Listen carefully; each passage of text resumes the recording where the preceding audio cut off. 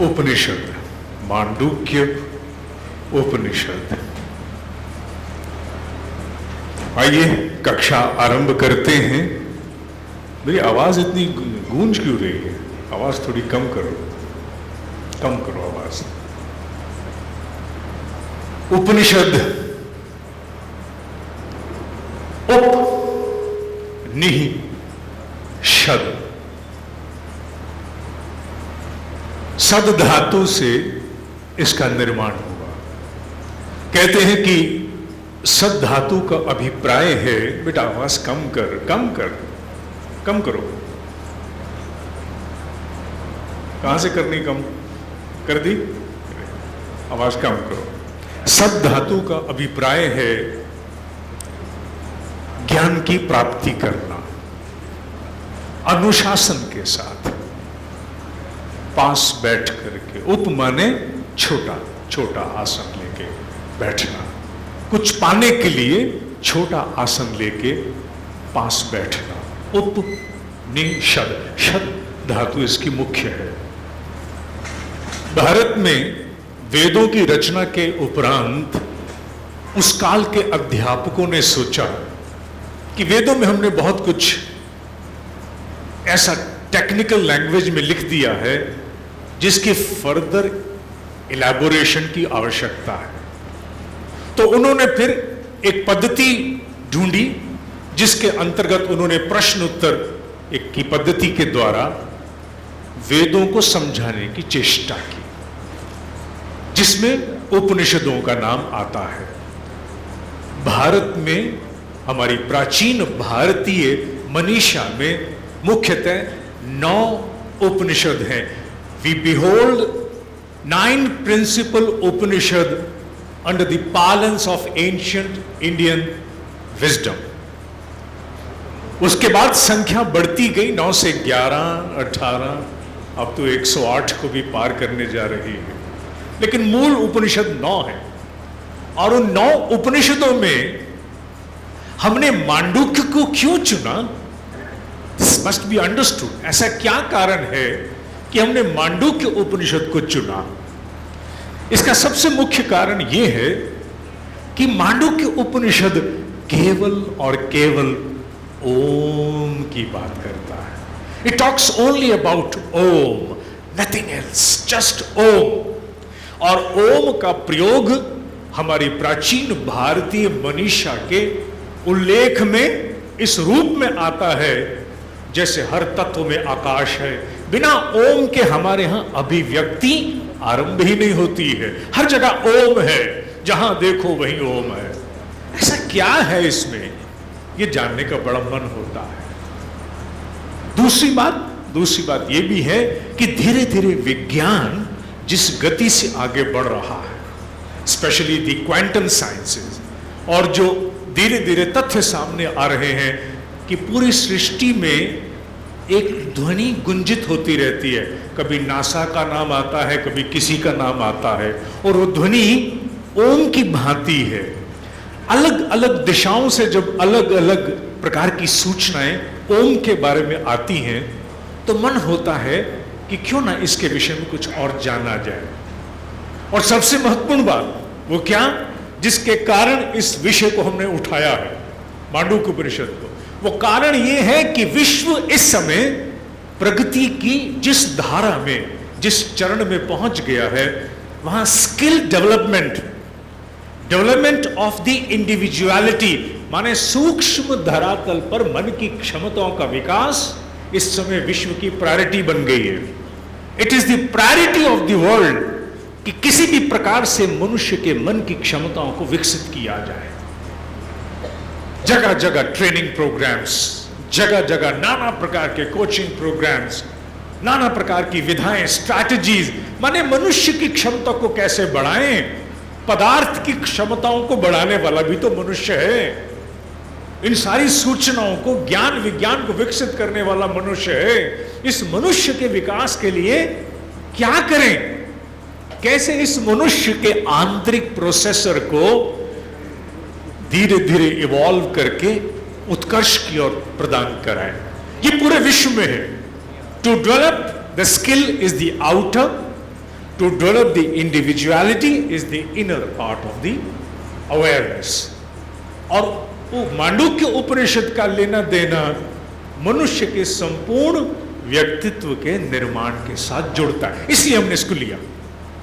हमें इससे क्या कोई पुण्य कमा रहा था? No no no no no no no no. सृजन में हम पुण्य कमाने वाला काम नहीं करते।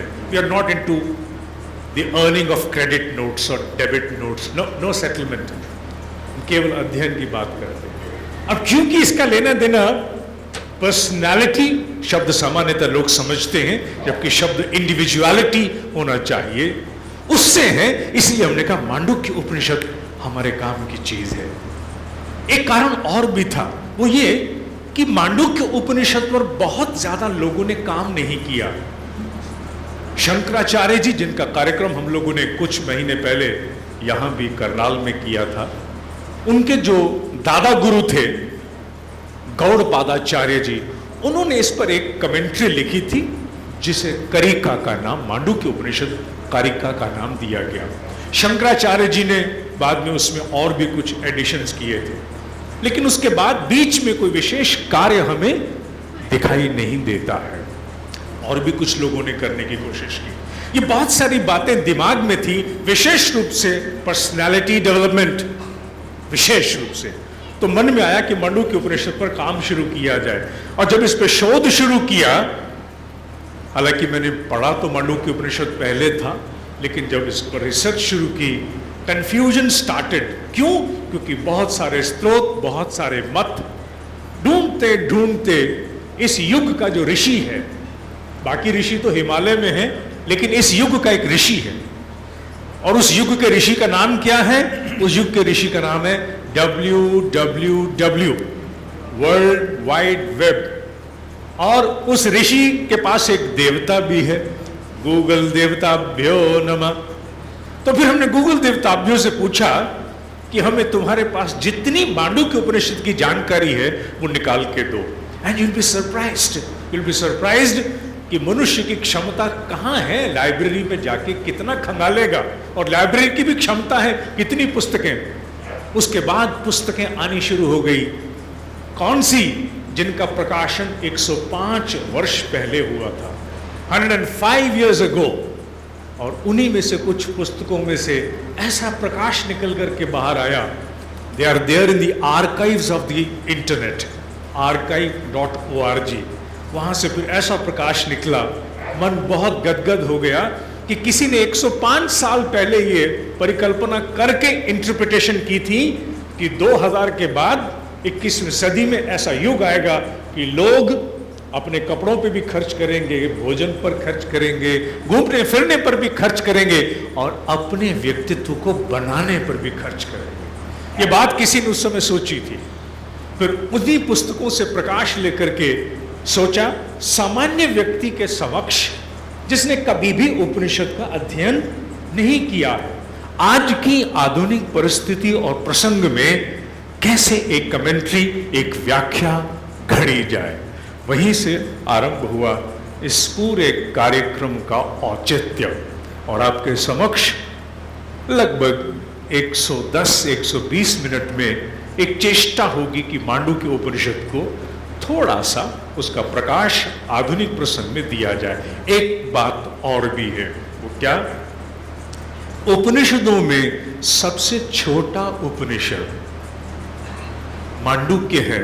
इसके केवल और केवल 12 श्लोक हैं, ओनली 12, केवल 12 श्लोक है। 12 श्लोकों में से 8 श्लोक ऐसे हैं जिनका हमसे सीधा संबंध है, 4 श्लोक ऐसे हैं संबंध तो है, आज नहीं है, आने वाले किसी जन्म में जरूर हो जाएगा, आज नहीं है।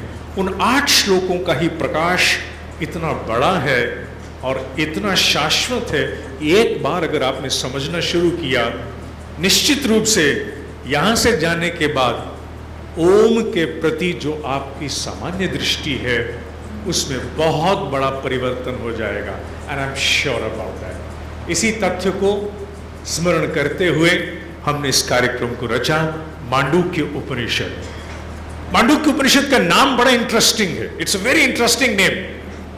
मंडूक कहते हैं मेंढक को, फ्रॉग, इधर से उधर कूदता है, उधर से इधर कूदता है, और कूदते हुए छलांग लगाता है, hop and there he goes, hop and there he goes.